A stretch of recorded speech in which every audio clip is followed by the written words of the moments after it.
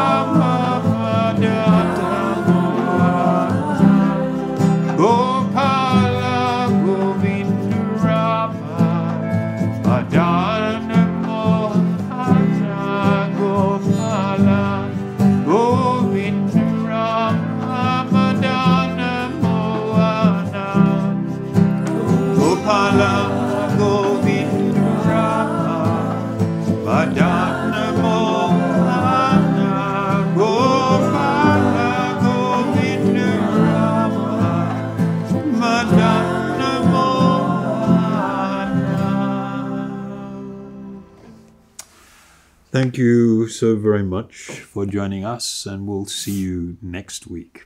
Haribol.